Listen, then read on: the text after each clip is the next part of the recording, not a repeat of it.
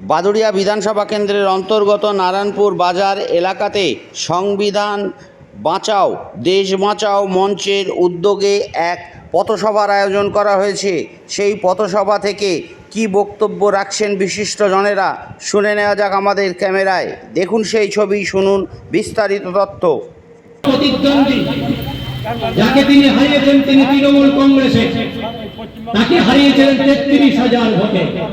আর বিজেপিকে সাহায্য করেছে যে দল, কংগ্রেস দল, তারা ৭৩,০০০ ভোট কেটেছে। বামপন্থীরা সিপিএম ৩৭,০০০ ভোট কেটেছে। ৩৭,০০০ সেকুলার ভোট, বিজেপি বিরোধী ভোট।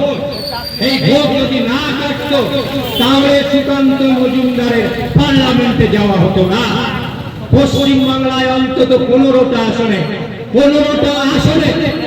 এই বিজেপির, পশ্চিমবাংলা, আমি কেন্দ্র নিয়ে বলছি না, দিল্লি নিয়ে বলছি না, পশ্চিমবাংলায় বিজেপির এ এবং বি দলের সাহায্য নিয়ে বিজেপি 18টা আসনে জিতেছে। তাই সতর্ক করছি আপনাদের। আমি জানি রাজনৈতিক দলরা সবাই, আমরা হিন্দুরা বলি যে ধোঁয়া তুলসী পাতা নয়, কোন রাজনৈতিক দলই ধোঁয়া তুলসী পাতা নয়। অনিয়ম বেনিয়ম সবই তারা করেছে। আমি বলবো আজকের দিনে গণতন্ত্রকে বাঁচানোর জন্য আপনার অপছন্দের দল হলেও তাকেই ভোট দেবেন। ইতিহাসের অসংখ্য উদাহরণ আছে। আপনি একবার ভাবুন, 1757 সাল বাংলার শেষ স্বাধীন নবাব, বাংলা বিহার উড়িষ্যার শেষ স্বাধীন নবাব সিরাজদৌল্লার ব্যক্তিগতভাবে কেউ তার বিরোধী ছিলেন।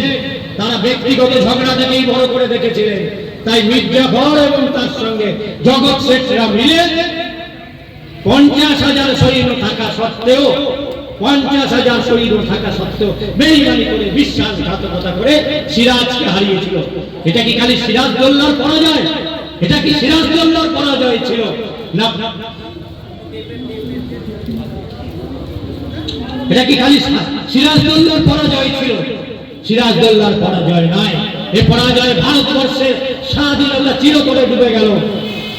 যারা বেইমানি করেছিলেন, যারা বিশ্বাসঘাতকতা করেছিলেন, তারা আমার প্রিয় মাতৃভূমি, আমার জন্মভূমিকে তুলে দিলেন ব্রিটিশ সাম্রাজ্যবাদের হাতে।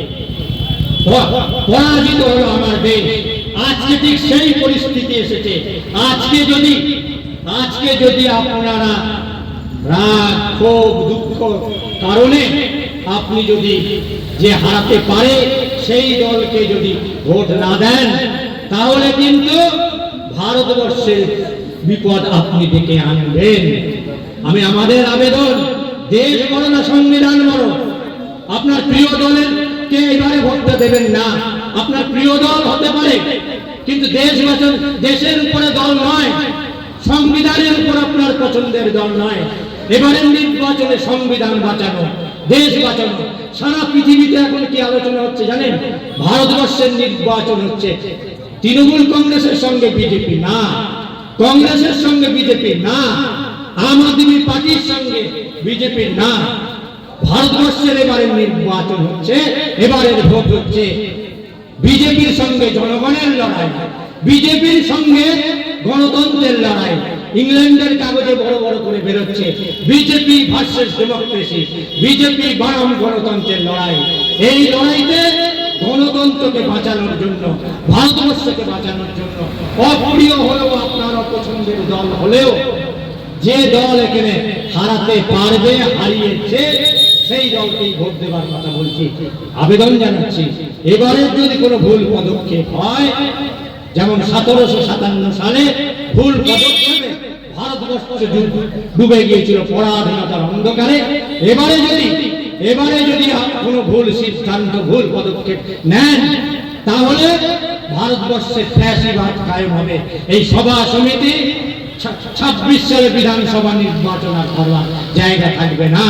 একথা আমি বলিনি, নির্মলা সীতারামন কেন্দ্রীয় অর্থমন্ত্রী, তার স্বামী বিখ্যাত অর্থনীতিবিদ, ভারতবর্ষের 10 জন অর্থনীতিবিদের মধ্যে একজন, তিনি বলছেন এবারের নির্বাচনে, এবারের ভোটে যদি বিজেপি জয়লাভ করে, এটাই হবে শেষ ভোট, এটাই গণতন্ত্রের শেষ হয়ে যাবে। গণতন্ত্র বাঁচাতে দেশ বাঁচাতে, সংবিধান বাঁচাতে আমাদের আবেদন, আপনারা 45 ডিগ্রি গরম হলেও সকলে লাইন দিয়ে ভোট দেবেন। বন্ধুকে বুঝিয়ে নিয়ে যান, আপনার অপছন্দের দল যে হারাতে পারে একমাত্র মানদণ্ড, একমাত্র বিচার্য বিষয় হচ্ছে কোন দল হারাতে পারে। দিল্লিতে আম আদমি পার্টি পারে, গুজরাটে কংগ্রেস পারে, উত্তরপ্রদেশে অখিলেশ যাদব পারে, এখানে কারা পারে সেটা আপনারা পরিষ্কার জানেন। যে দল পারবে অপছন্দের দল, আপনি পছন্দ করেন না, তাহলেও ওই দলকে ভোট দিন, কারণ এটা দেশ বাঁচানোর লড়াই।